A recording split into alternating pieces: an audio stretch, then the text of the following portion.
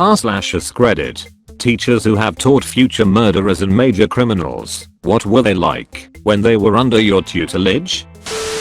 I'm late to the party, but I have a very serious answer here. I had a group of students that I was very close to. They were all in a gang, what they called the FO Deuce 422 gang. It was a local member of the Crips. Two of them in particular I took particular interest in, having them in my home for dinner once a week, tutoring them every day after school for all subjects. I picked them up for school and dropped them off every day. I got them both jobs and drove them to work. They had pretty violent backgrounds, but I trusted them. They were like my own children, before I had my own actual children. Unfortunately, things started going downhill with the older one. He stole from my wife a lot of valuables, then refused to acknowledge he had done anything wrong, since he said he needed it more than we did, since his lights were off. I put up a pretty strong boundary with him after that, and he stopped coming around as much and started walking to school again, which means he didn't come very often. The other student, X, had a horrible home. No parents, grandma couldn't really take care of him, siblings in jail or on drugs, etc. I offered to let him live with us for a few months for some reason that I can't remember now. It sounds stupid, but that actually worked out. He never took from us. He was always grateful. His grades went up a bit. He even got jumped out of his gang after I asked him to. It really was a nice beginning.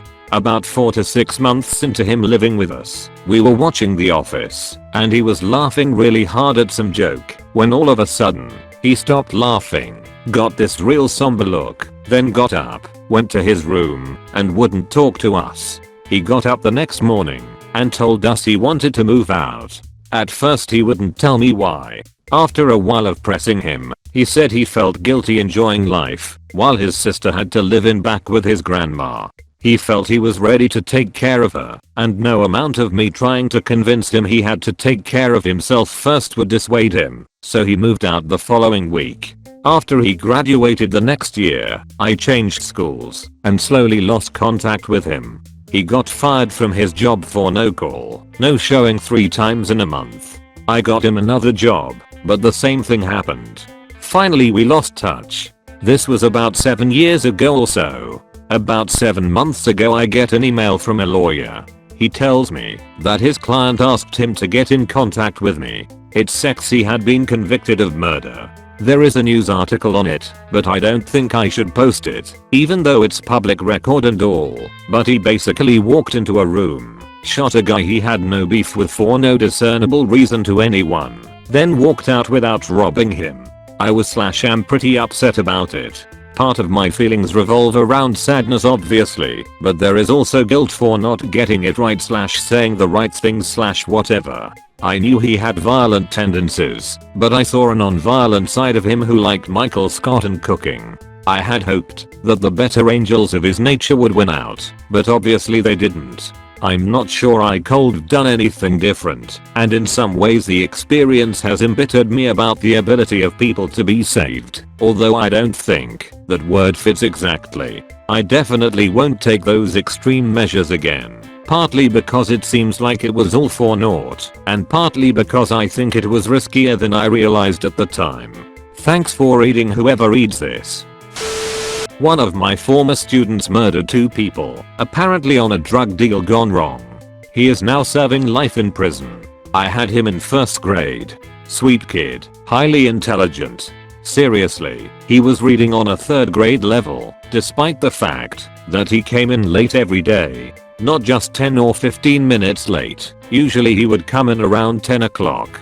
Dad was not in the picture, in prison for gang activity, and mom was unconcerned about his education. I tried everything I could to impress on her just how intelligent her son was, and how he had a very bright future, but that he needed to be in school. She honestly didn't seem to care. He later dropped out when he was in high school, joined a gang, and things snowballed. Such a goddamned waste. Edit to at, I'm uncomfortable giving my state, but this did not happen in Virginia, Ohio, or Washington. This is happening with 2 of my nieces and 4 of my nephews, in 2 different households. One of my nieces is with her grandmother, on set to graduate. All the others started out very intellectual and always wanted to learn. The 16-year-old goes to a crappy charter whenever she feels like it, which is usually never. 8-year-old is just about there too. She told me she liked reading, but mom won't let her keep books. 7-year-old has a speech impediment and mom refuses extra or special classes, so now he just doesn't try to read or write. 6-year-old talks in constant slang and knows more about YouTube than anything. Not the content on it, just the actual site. 4-year-old still in diapers. They've given up potty training because he just won't. 2-year-old is pretty ignored, so he's constantly trying to interject himself when the parents are talking. They then tell him to fuck off or stop being stupid. The 7, 4, and 2-year-old have basically every teeth silver capped, even the front. I don't think they even own a toothbrush. All of them, but the 16-year-old are always in dirty clothes and in need of a bath. I had to take the 16-year-old shampoo and conditioner the other day. Both houses are a constant shithole. Both sets of parents are on drugs. I've bought food for both houses before. I've called CPS and they've always given them 24 hours to fix the issue, and they do. The last 2 times I called, nobody ever showed up. It's hard watching them go from curious and full of wonder to uninterested and constantly angry. I wish I had more options as a family member. If I had a 6-bedroom house, I'd take all of them in a heartbeat. Way late to the party, but I'll give this a go. I taught at a secure facility somewhere in England for around 3 weeks as temporary stopper until they could find the right candidate, so not strictly went on to commit a crime, more of had committed a crime but still needed education. We had one boy who was on trial for arson. Nothing intentional. He flicked a cigarette butt and it set fire to his neighbor's car. He'd apparently had a few minor run-ins with the local police once or twice already, so he was pretty much a goner in terms of getting arrested for it. The worst of the 4 students under our care, though, was a kid who had snapped. He came home one night when he was supposed to be staying at a friend's to find his stepdad on top of his kid's sister. Didn't warn the guy what was about to happen. Just went to the garage, grabbed a hammer, and went to town on him. He called the police himself, never denied what he'd done, but wasn't proud of it. In his own words, it just needed doing. That stayed with me. He wasn't even with us because the prosecution were pushing for his incarceration. They just wanted to see how badly he'd snapped and if he was a danger to himself/others. So, yeah, not really in the same vein as a lot of these stories, but that's my contribution. Edit for everyone asking about the car. I don't know if the story I heard was true or not, just what the kid told me. The higher-ups don't share too many details with agency staff, as a rule. Could be an oil leak, or whatever, I don't know. So, I've taught a couple attempted murderers and quite a few major drug dealers, as well as students that would become accessories to murder, stuff like selling the eventual murderer a stolen firearm. So this isn't going to be super specific to one kid, but here goes. The ones that truly gangbang hard tend to be the sweetest ones. They'll come up to me and ask how my spring break was, and answer questions in class, and defend me if students give me a hard time. Those ones are usually in too deep because the older heads tell them not to fuck around at school and get as many positive character witnesses as possible when they end up getting caught up. The ones that just joined a gang of their friends and go around selling a little bit of weed act a fool in class because there's no authority structure telling them the gang doesn't need that kind of negative attention. I've heard heroin dealers in class, and the 3 or 4 of them were so kind, but trying to find the human inside them is so hard because of the drug abuse. It's like that episode of Black Mirror with the tiny person living inside their head. You want nothing more than to see them snap out of it, and sometimes they do. We had one of our most serious junkies graduate in December. The ones who get to me the most are the ones that identify with me and then go out and do horrible things. I'm a younger dude that worked in the music industry, so I have a lot of kids that just inherently think I'm cool despite tons of evidence to the contrary. So I'll know a kid for 3 years and love them to pieces and then see them in the paper for aggravated sexual assault. Those ones sting the most. I volunteered a couple of times at an alternative school. One of my pastors was the principal there, so our church youth group would help out from time to time. I was in a 4th grade classroom and was tasked with helping a boy learn to read. It was basic stuff: cat, dog, run, etc. He had a task to spell cat and dog and couldn't or wouldn't try to see the difference. He said he'd never need to know how to read, so why should he? I told him I'd draw some pictures of what the words were next to the words so he could try to memorize them. He said something along the lines of, "If you try to make me do this, I'll slit your throat and fuck your corpse." Note, was a 275-pound dude. I told the teacher, who told me not to worry, that they check him daily to make sure he's not carrying a knife, since he's had a few incidents. Not sure what happened to that kid. Nothing good. She'd also previously told me he wasn't allowed pencils or pens and was only allowed to write with crayons due to his violent outbursts. If he's still alive, he'd be around 25 now. Coincidentally, I mean that literally, I'm not being glib, I didn't end up volunteering there again. I did drive past there once and saw a bunch of kids beating the crap out of one kid outside. I called 911 and was thanked for the report and that police were already on site. Oh, the last one from this one school site. I worked there for 8 years and really loved it. It shaped me as a teacher and I got to work with thousands of amazing kids. This one kid's dad was in a bike gang. I worked with him for a year as a sophomore. He hated school, the system didn't work for him, and even though he acted out a lot and spent a lot of time suspended and expelled for smoking, drugs and kicking off, we maintained a respectful relationship.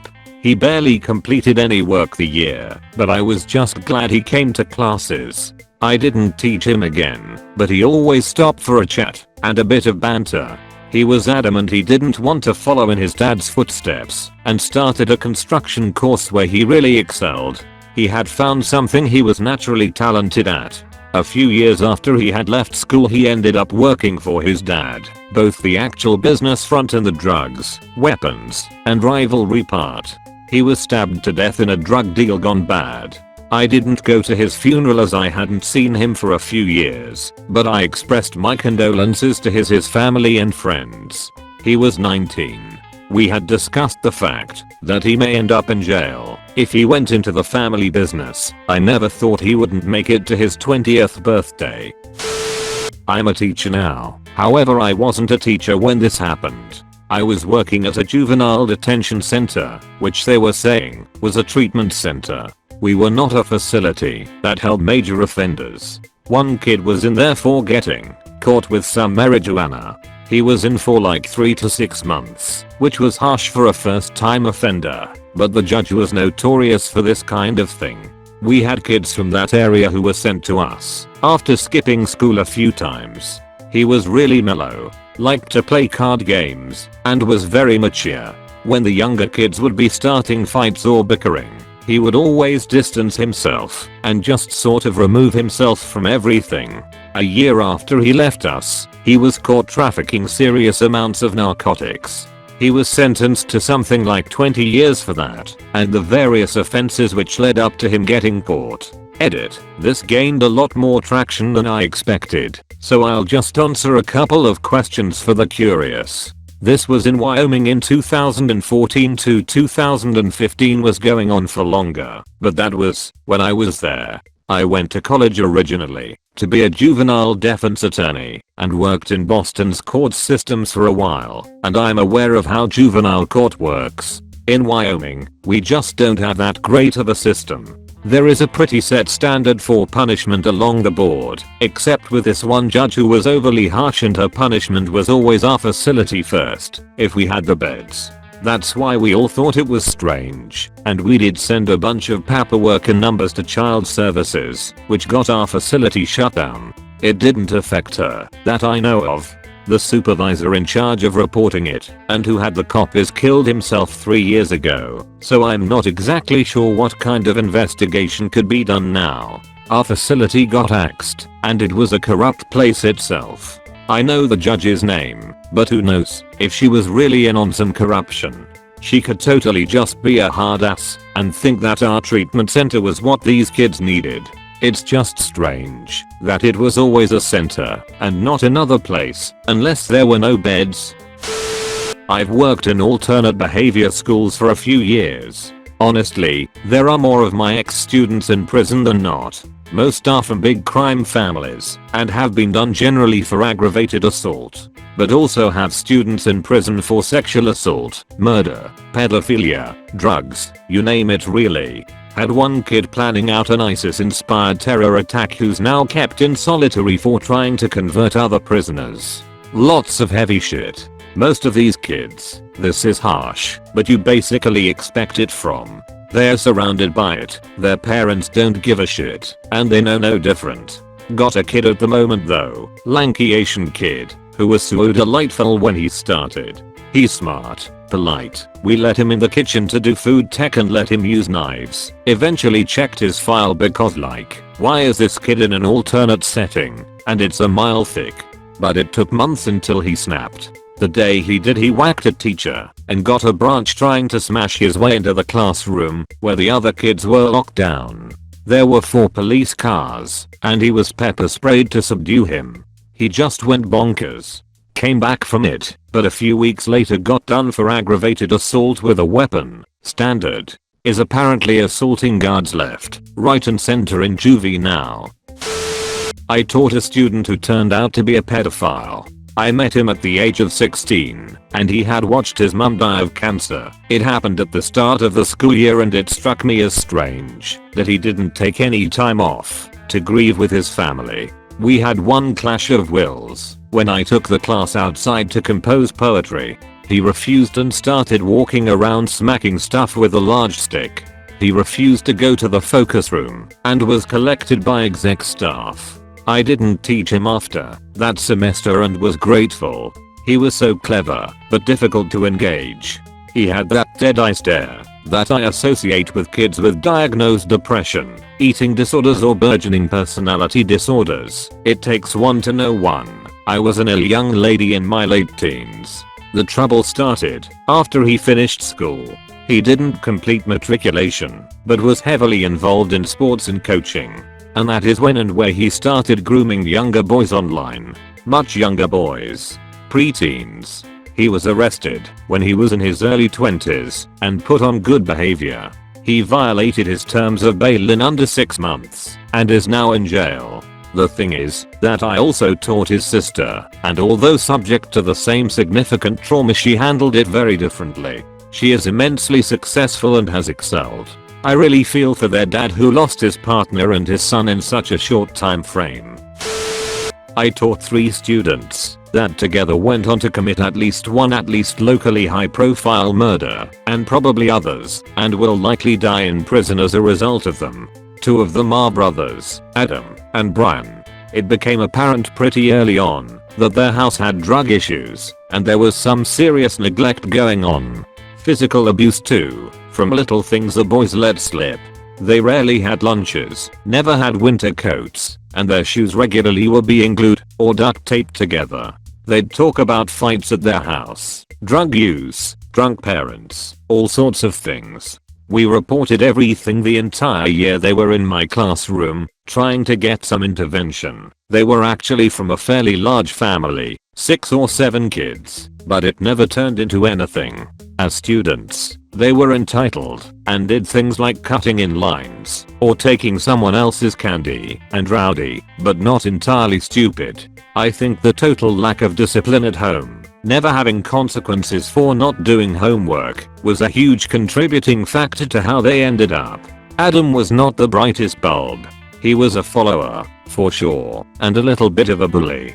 He'd posture to show off, but if you pressed him, he'd back down. Never had problems with him in the classroom after the first week, just in the halls, or recess, or at the bus stops. Acted tough, but at least when I knew him, It was a fairly unconvincing act. Brian was always kind when neither of the other two co-murderers were around. A really quiet kid or thinker. But he stuck by his brother like glue. I guess they didn't have much else going for them. Nobody else to watch their backs. So they were 100% together in pretty much everything. I really hoped Brian'd end up in a better place. He was brighter, kinder, and patient. Liked to read. I had hope with him. I thought, if any of them have a chance, it's him. And if it weren't for the third kid they fell in with, Carl, he probably would have.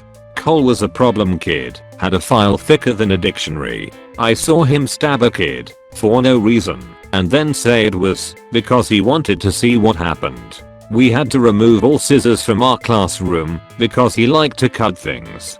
He threw a desk once. Mid-story time, no apparent trigger. Just got up, threw it at a girl, and then laughed when she started crying.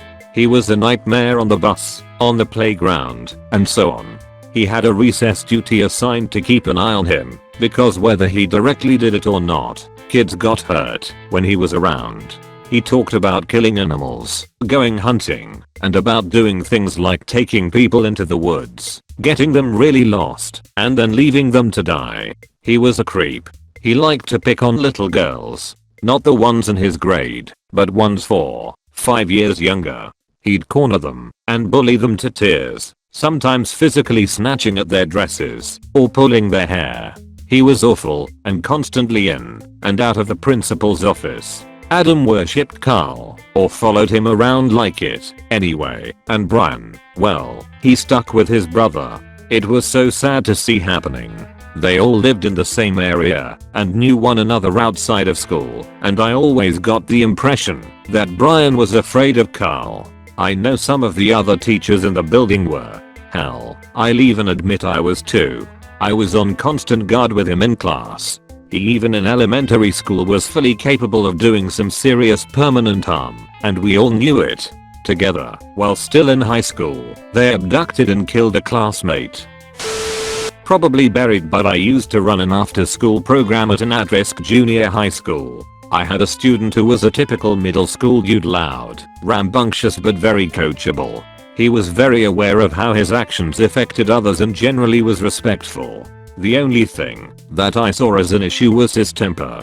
Cross him once, he probably didn't speak to you for days. We butted heads often, but he came back for all 3 years he was in that junior high. I was very upset when he left. We always had a saying, when we left school for the day, go home, eat dinner, sleep well and don't do dumb things.